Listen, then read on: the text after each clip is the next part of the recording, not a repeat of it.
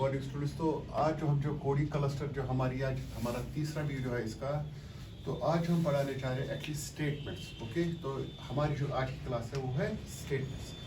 तो इसको हम बोलते हैं स्टेटमेंट्स या इसको बोलते हैं इंस्ट्रक्शंस।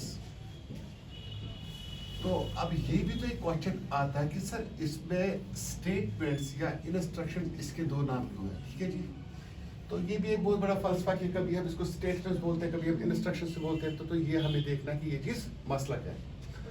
तो कुछ नोट लिखवाऊंगा मैं बोर्ड पे, आप साथ साथ लिखिए। In C there are three types of statements. C में तीन किस्मों के स्टेटमेंट्स होते हैं। कितने किस्म के स्टेटमेंट्स होते हैं? तीन किस्म के स्टेटमेंट्स होते हैं। सर नंबर वन जो स्टेटमेंट जो आती है पहले एक्सप्रेशन स्टेटमेंट्स। ओके, तो पहली स्टेटमेंट जो आती है that's expression statement. Sir number second पे जो आती है दैट्स कंट्रोल स्टेटमेंट्स। ओके, तो नंबर सेकंड पे। एंड थर्ड जो है, थर्ड इज स्टेटमेंट्स। तो टोटल जो स्टेटमेंट्स हमारे पास जो सी में अवेलेबल है that is three statements. Okay, expression statement, control statement and compound statement. But question arise ये होता है कि हम ये स्टेटमेंट जो बिगिनर्स बच्चे होते हैं कि जब भी हम कोई प्रोग्राम लिखते हैं कि हम देखते हैं कि किसी लाइन को पीछे सेमीकोलन डालना होता है, किसी लाइन को सेमीकोलन नहीं डालना होता है। जो नए बिगिनर्स बच्चे होते हैं वो कंफ्यूज होते हैं कि सेमीकोलन कब डालना है और सेमीकोलन कब नहीं डालना है। इसीलिए तो ये क्लास हमने यहाँ पे तैयार करके रखी है स्टेटमेंट्स। तो स्टेटमेंट्स तीन किस्मों के होते हैं, expression statement, control statement and compound statement. तो मेक श्योर कि इसको आप थोड़ा कॉपी करके ये नोट बनाइए। ठीक है जी। नाउ इसके आगे जो आता है हमारे पास, पहले जो आता है एक्सप्रेशन स्टेटमेंट्स को हम थोड़ा बहुत एक्सप्लेन करेंगे। हम एक्सप्रेशन स्टेटमेंट्स को लिखेंगे। ठीक है जी। तो जो एक्सप्रेशन स्टेटमेंट्स होते हैं, expression statements are those statements which ends with semicolon। इसको सेमीकोलन भी बोलते हैं। इसको आधे जो बुक्स लिखती है टर्मिनेटर भी लिखती है, टर्मिनेटर। तो आधे बुक्स इसको लिखती है बेटा एंड ऑफ स्टेटमेंट भी। ठीक है जी। तो इस एक्सप्रेशन स्टेटमेंट जो है एक्चुअली सेमीकोलन जो है, ये सेमीकोलन।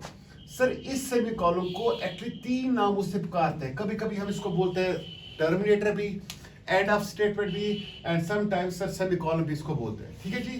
तो ये हो गया एक्सप्रेशन। सर अब इसकी एग्जांपल्स हमें लिखनी है कि जो एक्सप्रेशन स्टेटमेंट्स है ये हमें इस्तेमाल कहां कहां पे होती है। तो एग्जांपल जो हम यहां पे कुछ लिखेंगे, example. Okay, example number one. Okay, example number one.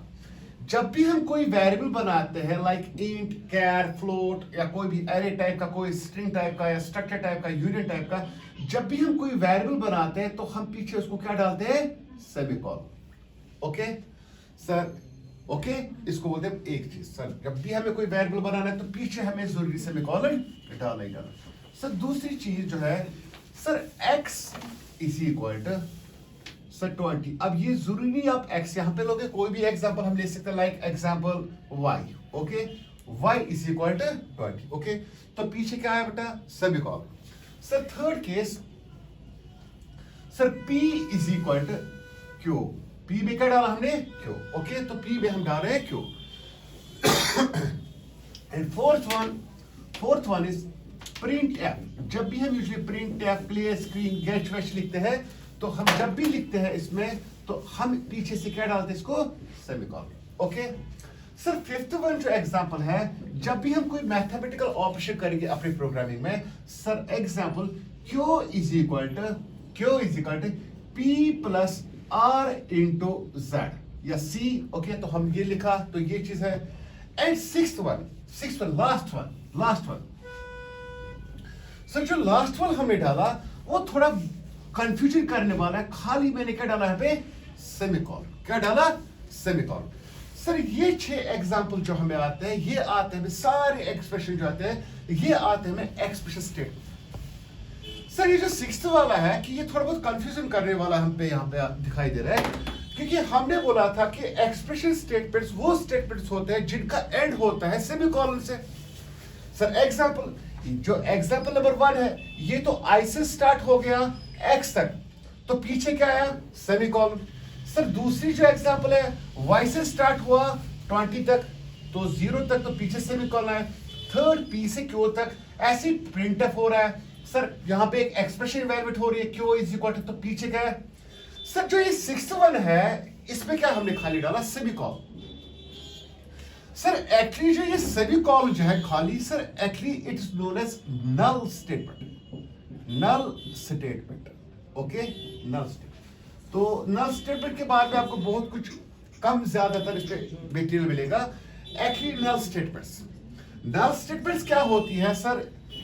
Invisible statements, invisible statements but produce their effects. ये दिखते नहीं है लेकिन ये अपना असर दिखाते हैं।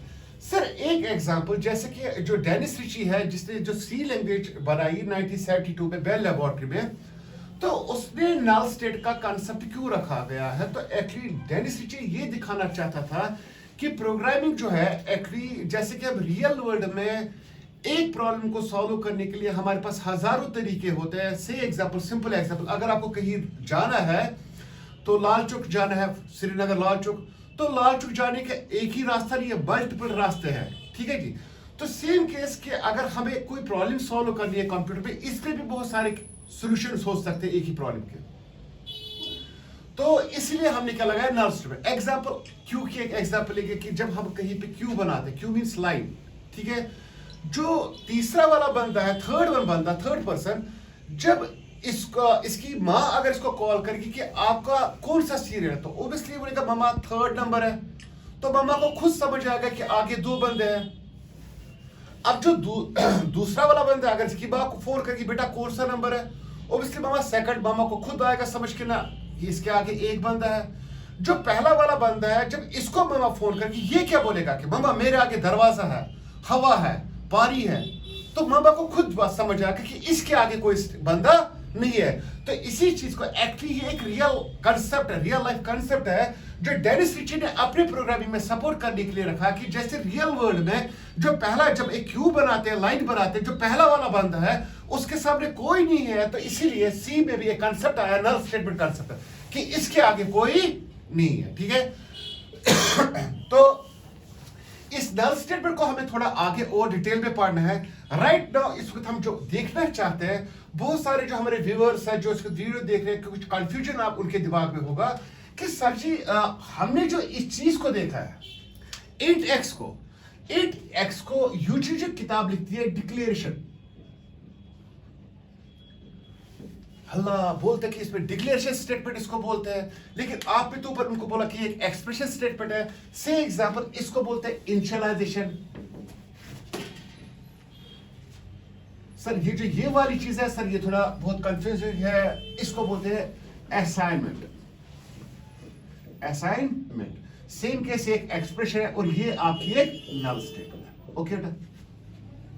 एक्चुअली डिक्लेरेशन, इनिशियलाइजेशन, असाइनमेंट, नल स्टेटमेंट, सर ये सारे जो स्टेटमेंट्स आते हैं ये एक्चुअली सब कैटेगरीज है, ये बिलोंग करते हैं, किस स्टेटमेंट को बिलोंग करते हैं? ये एक्सप्रेशन स्टेटमेंट को, ठीक है जी। तो ये हो गया आपका एक्सप्रेशन स्टेटमेंट। तो प्लीज इसको कॉपी कीजिए, आप आराम से इसको नोट कीजिए, तो उसके बाद हम देख सकते हैं, आपको हम पढ़ाएंगे बेटा जो नेक्स्ट है आपका कंट्रोल स्टेटमेंट, ओके। आराम से कॉपी कीजिए और जहां पे आपको समझ आए तो हमें कमेंट में बताइए कि इश्यूज क्या आ रहे हैं, किसी को अगर प्रॉब्लम है।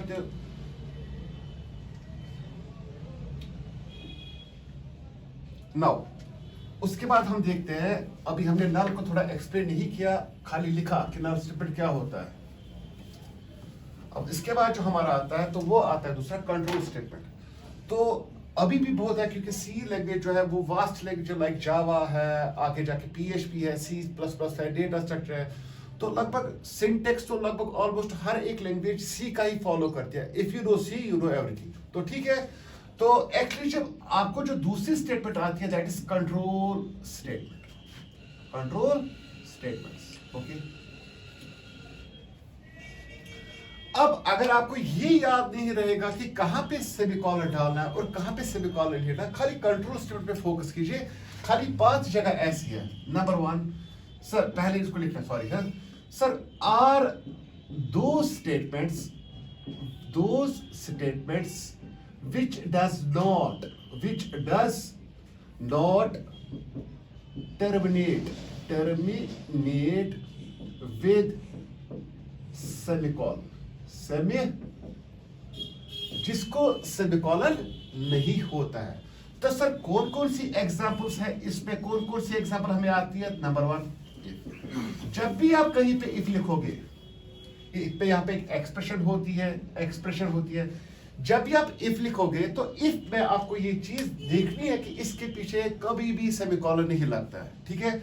नंबर 2, सर एल्स के पीछे सेमीकोलन नहीं लगते, क्योंकि इफ एंड एल्स जो है ये कंट्रोल स्टेटमेंट के अंदर आता है। सर नंबर 3 जो आपका आता है sir while loop. Okay, while, तो सर इसके पीछे भी सेमीकोलन नहीं लगता है। देन उसके बाद 4th पे आता है फॉर, तो फॉर पे भी सेमीकोलन नहीं लगता है। ठीक है जी। Then 5th one is switch. Okay, switch, ये वो चीजें हैं जहां पे सेमीकोलन नहीं लगता है। ठीक है जी।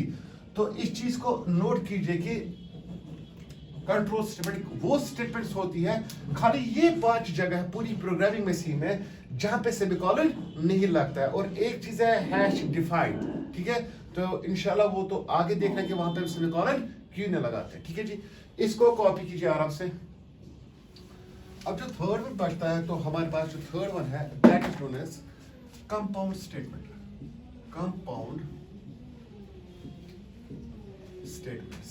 ओके, एक्चुअली कंपाउंड स्टेटमेंट कुछ जाहिरी तौर कुछ तो नहीं, एक्चुअली इससे ब्लॉक्स बनाते हैं। ठीक है, तो इसकी डिफिनेशन लिखेंगे sir, it is a collection of expression